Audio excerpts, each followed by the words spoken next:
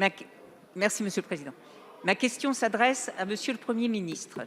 Hier, la presse s'est fait l'écho des résultats annoncés par les sociétés Pfizer et BioNTech concernant l'efficacité à 90% du vaccin contre la Covid-19.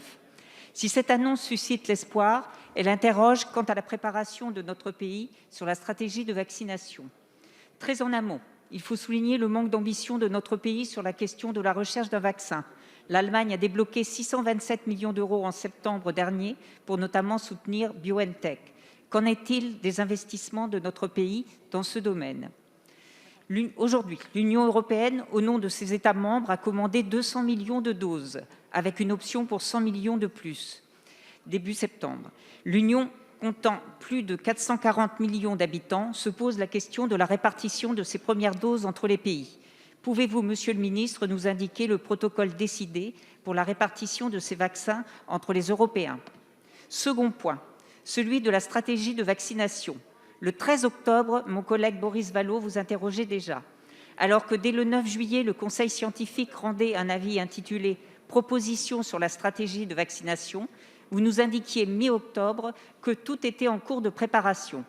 Hier, la Haute Autorité de Santé a lancé une consultation publique jusqu'au 30 novembre sur cette question et présentera ses résultats début 2021.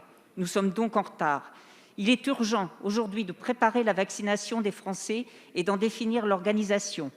Qu'il s'agisse de la chaîne d'approvisionnement et de distribution des vaccins, celui-ci devant être conservé à moins 80 degrés, de la répartition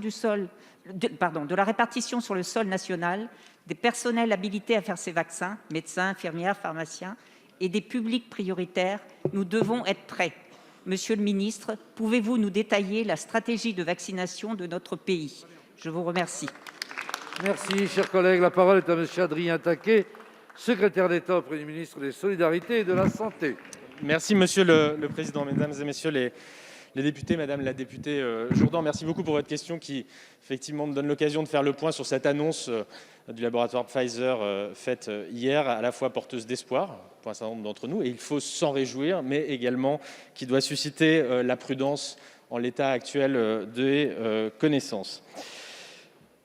Je tiens à rappeler tout d'abord, Madame la députée, que la France, dès l'apparition de ce virus, en lien avec les travaux conduits par la Commission européenne, s'est très tôt mobilisée pour que les Français disposent d'un accès à un maximum de types de candidats vaccins, y compris celui développé par Pfizer, mais également par d'autres sociétés comme AstraZeneca. Alors oui, enthousiasme et espoir que peuvent susciter les différentes et les récentes annonces, il faut néanmoins les tempérer.